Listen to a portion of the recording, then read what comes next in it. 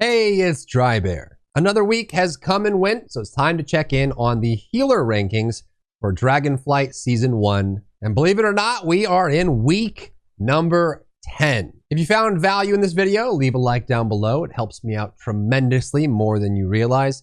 And if you're looking for more gaming content, subscribe to the channel. And as always, if you have any questions or comments for me, you'll find me live every day on twitch.tv/Drybear.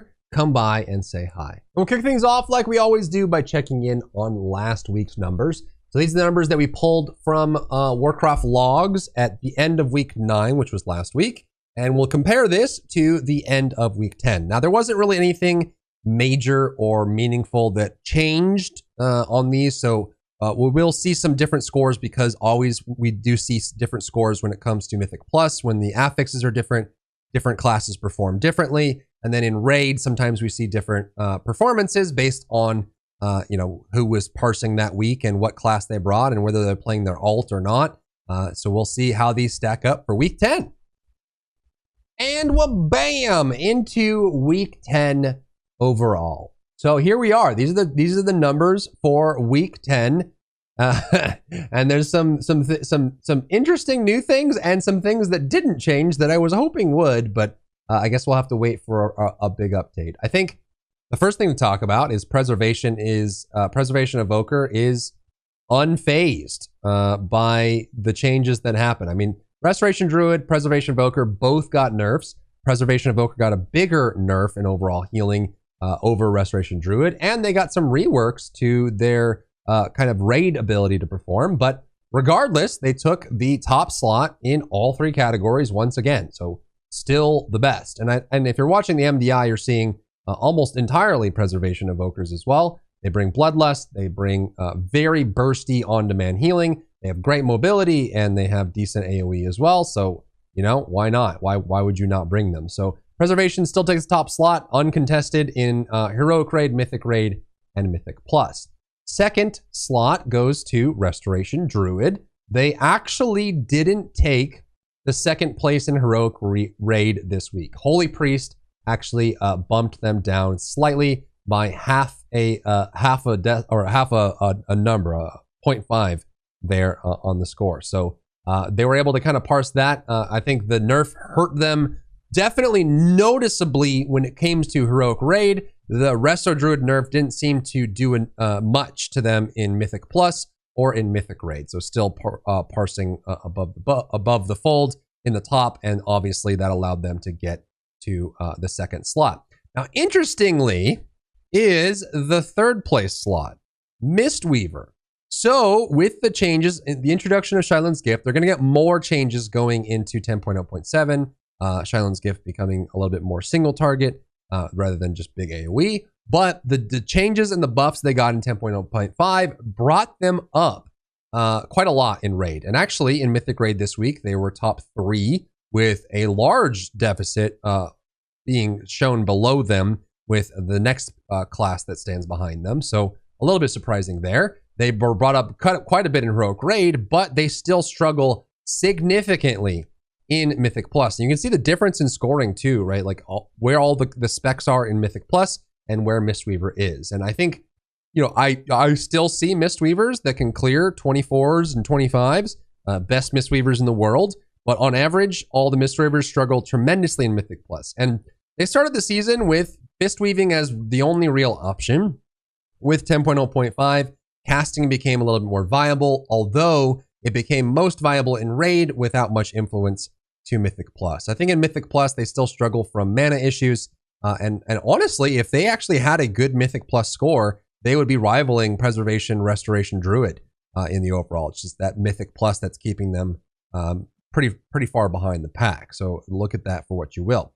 Holy Priest in the 4th slot overall, and they did so primarily from their Heroic Raid performance. We're actually seeing a lot of Holy Priests in Mythic or in Heroic Raid. I think they still, they just have incredible healing. They're super strong, and I think they're actually being brought for Fortitude as well. There's a lot of fights like Dathia where you're taking constant AoE damage, like Cyclone. Having that extra stamina makes a big difference from them. They obviously have Symbol of Hope, which is nice global mana regen. Their Symbol of Hope range is being increased. soon, so they'll be able to, you know, be less cautious about where they stand for that. So I think in general, their raid healing is doing well. I would expect them to be a little bit higher in raid healing for Mythic Raid, considering that they, in my mind, they are raid healers. They don't bring the same utility that a Resto Shaman or a Holy Paladin bring. They don't have, you know, kind of damage options or, you know, flexible things. They do still have utility, obviously. Mass Dispel works great in like Razageth and things like that. So they have options that really help. But in general, I always look at Holy Priest as their biggest asset is their ability to do high HPS. So, you know, maybe this is why we're seeing changes for Holy Priest when it comes to the healing department. Now, they have been struggling a bit in the last like 6 weeks or so for Mythic Plus. They started okay, but as the keys got higher and the demand got higher for specs, as the keys themselves are getting harder and harder as people push later into the season, Holy Priest has been struggling to keep up. They are actually about tied with Discipline and Holy Paladin for Mythic Plus, which is probably one of their better weeks. It could just be that the affixes this week were better for Holy Priest. But, you know, when it comes to Mythic Raid, they're a little bit lower. And that's probably why we're seeing some Holy Priest buffs yet again in 10.0.7, but we'll have to wait and see what impact that has for them. Resto Shaman is in the 5th slot. Shockingly, they've been coming up. They actually got a buff in 10.0.5. They got some nice changes in hotfixes, and they've got some crazy changes coming in 10.0.7. Chain Heal becomes a little bit more of a viable option. There are a bunch of talents are moving around. There's all kinds of crazy things going on, and we're seeing them kind of climb higher and higher. They were actually, I think, one of the lowest preferred healers at the very beginning. I think a lot of rankers that were ranking specs had Resto Shaman at the very bottom, but they've been kind of holding on. I mean, for dear life, those buffs helped a lot in the last few patches, and they're doing about average in most scenarios. Their lowest is Mythic Plus, but they're definitely you know, not too far behind, right? Like they're a point or two behind some of the better classes, so they're definitely up there. They're not in the same kind of struggle bus position for Mythic Plus that Mistweaver is in, but then again, Mistweaver outperforms in raid. So, yeah, there you go. Holy Paladin is in the second to last slot this week, primarily because of their Mythic Raid and Heroic Raid overall. They've definitely been, at least in my opinion, in the top 3 for Mythic Plus all season long. The burst healing, the focus, the ability to use different cooldowns. A lot of the dungeons this season favor Holy Paladin utility, so obviously they work great. And their HPS has just been, you know, they started out in about the middle, but they've been either pushed down by other specs or just been slipping a little bit as other specs scale upward. They definitely could stand probably to get a little bit of raid healing. We'll see what happens in 10.0.7 in general, but Holy Paladin is one of the few spec, possibly one of the only healers in the game that if they are at the lower end or the lowest healer, they are still brought, because you don't bring Holy Paladins primarily for their HPS. They excel at bringing utility that no one else has, and they excel at tank healing and spot healing. There's not really anyone that spot heals as well as they do. And so spot healing and tank healing tend to have lower HPS because there's less targets being healed. But if you only have, say you have a Mythic Raid with only 4 raid healers that aren't spot healing or tank healing, it is hard to clear content because that role is so incredibly important. So Holy Paladin, I would expect, I think ideally they would be on the lower end for HPS, while the other raid healers that don't have the same skill set are just putting numbers up, but it doesn't mean that they're bringing more value than the Holy Paladin in that case. And lastly, in the very last spot is still Discipline. Discipline is, man, in Mythic Raid, still towards the bottom. Heroic Raid, still towards the bottom, although surprisingly, this week, Discipline outperformed Holy Paladin in Heroic Raid.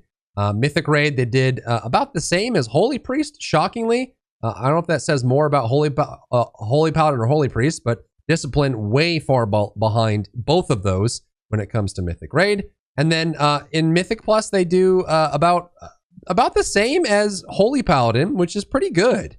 they're probably in a decent spot. I think I've said this the last few weeks or so, but the changes that they got, Discipline specifically, benefited them only really for Mythic Plus, because it was their on-demand burst healing with like Flash Heal, Renew, and Powered Radiance being the primary.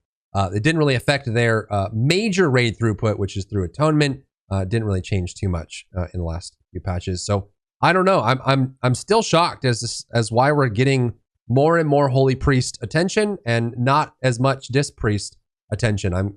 I feel like since the beginning it's been obvious that Discipline needed more, but here we are. This is week 10. This is where we're at. This is what it is. So let me know your thoughts down below. If anything surprised you, shocked you, or anything in between.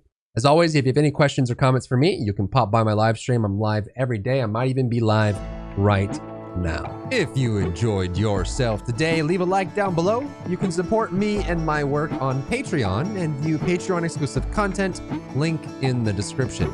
Thank you so much for tuning in, and I'll see you in the next one.